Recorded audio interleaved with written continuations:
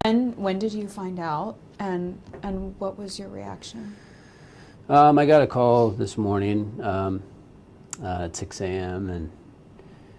and definitely not the call you ever want to get. Um, and it was just, I've just been in shock, all morning of spinning. I think all of us who knew Doug or worked for Doug or worked with Doug, we can't really imagine, a North State politics without him. So it's been tough. I've been talking with a lot. I got a call from his chief of staff, Mark Spanigal, who's been his right-hand man, forever, and is, just a key part of that whole team. And I think everybody just feels like it's LaMalfa, Team LaMalfa is like a family, everybody that's ever worked for Doug or who's, maybe campaigned for Doug. I think everybody's just feeling the same thing. You just feel really lost. You feel like this can't be real. What role did Representative LaMalfa play in your political career? Fundamental.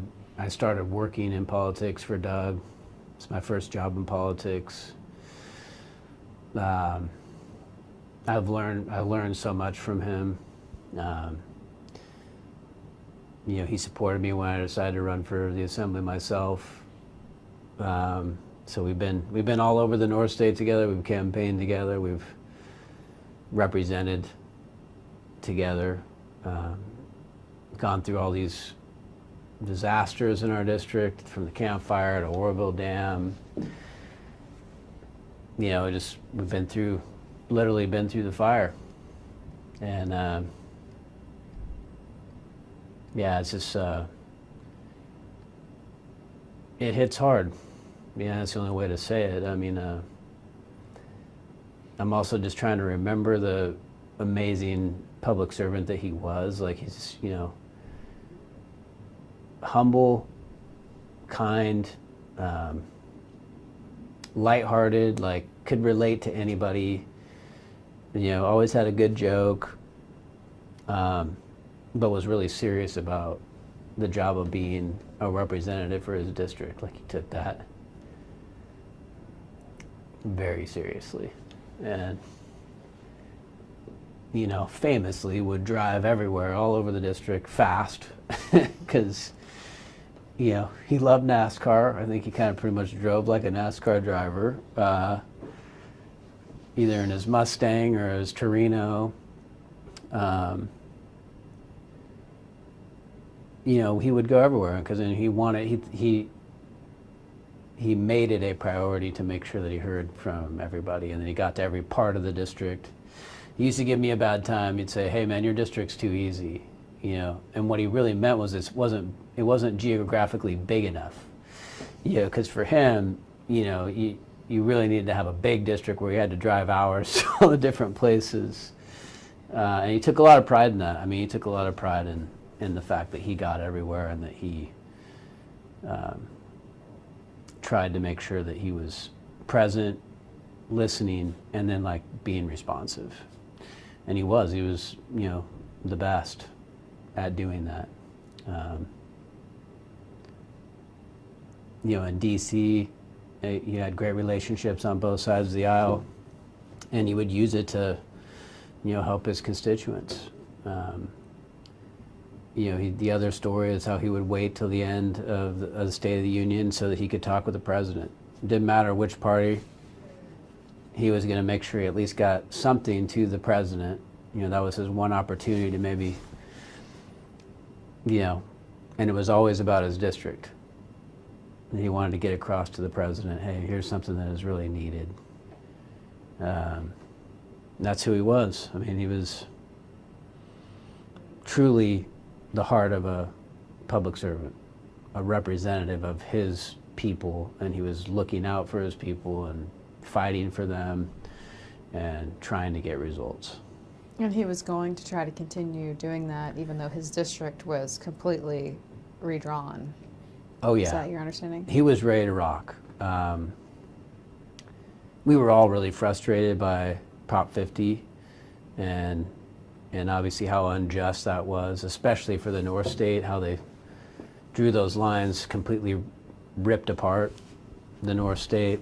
But Doug was always up for a challenge, and I think he was actually really excited about the prospect of driving over into Sonoma County and winning people over. He knew that, hey, if I can talk to you and have the chance to interact with you, I think I can get your vote. And there were different times in his political career where he was underestimated, and he always came out on top because he worked harder, and because of just that heart of service. I think that people saw. They saw he was real, he was genuine, and he never lost a race. And I don't think he would have lost this one. What's one of the biggest lessons or takeaways that you got out of Representative LaMalfa?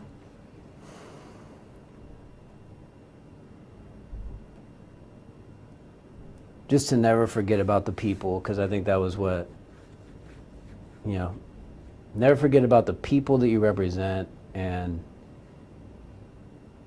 stick to your principles.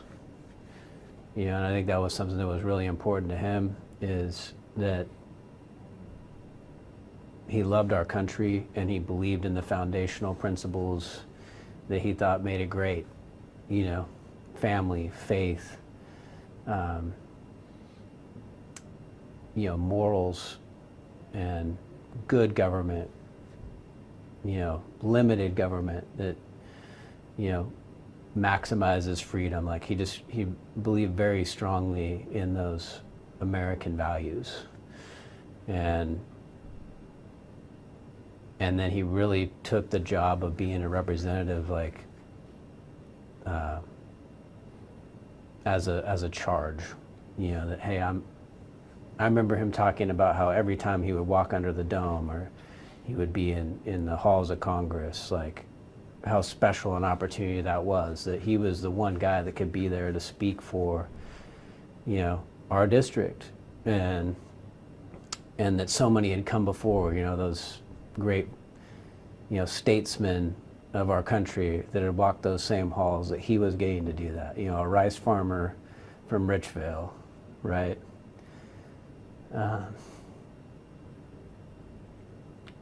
Was doing that same thing, and he did it really well. I mean, I think there's a lot of things, from wildfire policy to water policy, to recovery that we had, that never would have happened without Doug LaMalfa. On that, and I don't know if you've had a chance to consider this or think about it. I know this is all still so fresh, but is there any policy push effort that he carried that you'll try to carry, in his honor, or something, some extension of his work that you'll do? What's funny is, like, he would always call me, because he really wanted to have 8-letter license plate. So I've been running this bill, I think, for like 3 years now. And he was always like, we need to have, the option to get 8 letters on the license plate. And he would call me and say, hey, you're gonna get that bill through. And so I have been running it. It's a heavy lift, but maybe the 8-letter license plate might get through, in memory of Doug LaMalfa. On a serious note, like he, and by the way, he would say that is a serious note, okay? Like, 8-letter license plate is important, but he did so much on the wildfire front, water. I think the president today just talked about that, how every time you would talk to Doug, it would be about water and how we needed to do better. And he sat Governor Newsom down in his office in the Capitol, went over the whole water system and explained to him, you know, why we needed better infrastructure and why we needed to, you know, Sites Reservoir, of course, but other things as well. And, you know, I think, you know, he made an impact. I think that he always left an impact with people. They remembered it. And those are the kind of things that make a difference, you know. Obviously, I mean, we've always kind of been in the minority, especially like rural Republicans in California. But I think we hit above our weight, you know, and Doug LaMalfa certainly, you know, was a guy who hit way above his weight and went out there and made things happen. When was the last time you two spoke? It was a few weeks back, you know, before the holidays, and you know, it was a good conversation, you know, and I'll definitely certainly remember all the times I spent with him. But I, you know, one of those things was he was ready to get out there, and he was ready for the fight. You know, even though this, you know, we were disappointed with Prop 50, we were frustrated about it. But his heart of service like never wavered. And again, I think he felt like, hey, I can go win those people over. I'm going to get in the Mustang. I'm going to drive over there to Sonoma County, and you know, I'm going to hit up those barbecues. I'm going to hit up, you know, the parades. I'm going to meet people, and I'm going to win them over, right? And you know, history has shown that he was able to do that.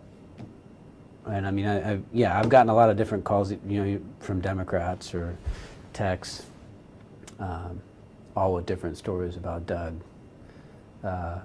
And I think that's the thing that is helping us, a lot of us who knew him and were close to him, is kind of helping us get through. It's text from the other side of the aisle. That's Well, happening? no, I mean, just sharing stories about him, whether they're from, but I'm telling you, I've gotten them from people on both sides of the aisle. But I think that's kind of helping us, is like telling stories about Doug. I was telling someone earlier, I remember going up to a campaign event with him in Calaveras County, and he was driving these windy roads like NASCAR? NASCAR. I mean, he was in control the whole time. He was a great driver, but I was hanging on for dear life. And you know, I remember him saying like, hey, you know, driving is sort of like a video game. You know, like you get points when you pass someone, you know. And I will say, I believe he always followed the law, all right? Okay. But he could drive really fast, and I remember going up to that event. And just a lot of different things where, you know, he was a good team player. He would campaign for his colleagues. He would help his colleagues. He believed in what they were trying to do. He was really excited about being part of the majority, you know, in Congress. And, you know, just felt like we could really move the ball. He'd become the chair of the Western Caucus. You know, he was, you know, really wanting to push the envelope on forestry management, on water infrastructure. And he just really felt like, hey, here was an opportunity to really change some things and really get things done. He had just gotten secure rural schools passed in Congress that helped, you know, critical lifeline of funding for rural schools. Yeah, I mean, he was really excited about doing the job, passionate about it, and it leaves a big hole for us. I think something that I keep hearing is just how human he was. And I mean, aside from the politician, he was a neighbor. He was like truly, I mean, there in the North State with a family and living everything that everyone else was living. Just any insight into who Doug was as a person aside from the politician? Yeah, he was genuine, real, not a politician. You know, in fact, he hated politicians. You know, He even had like certain words that you shouldn't use because they sound too kind of hoity-toity almost, you know. Like what? Well, I can't think of them right now, but Okay. he in his office, he told his press people, here's words you should never use in my press releases, because, you know, he wanted just regular folks, you know, just regular jargon, right? Not, you know, and so like he was very genuine, again, would go anywhere. He always made friends with just like everybody. Like I had guys in that worked in the garage, you know, sergeants. We'd be like, "How's Doug doing, man?" I remember I love the times that I would spend with him, and he would strike up conversations with them about like 70s movies or, you know, cars or country music. He loved country music. But he didn't like the poppy stuff. He'd say, no, not pop stuff. No, I mean, it's like the George Strait, Patti Loveless, like that's, you know, traditional country, right? And yeah, I mean, that's just who he was. And he could relate to everybody, to anyone. And yeah, like I said, to this day, I run into different people who will say that same exact thing, you know, like, and you remember people's names or kids, you know, like he was a very just genuine person. He cared about people, is the bottom line. And yeah. Anything else you think we should know?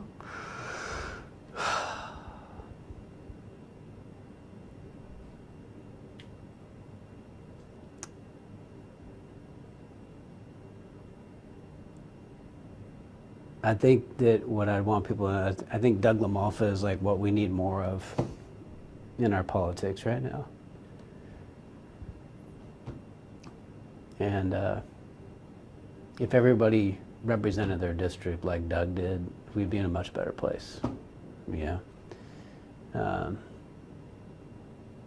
And so that, I think that's a lesson everybody can take, you know, take away from his life and his service. And yeah.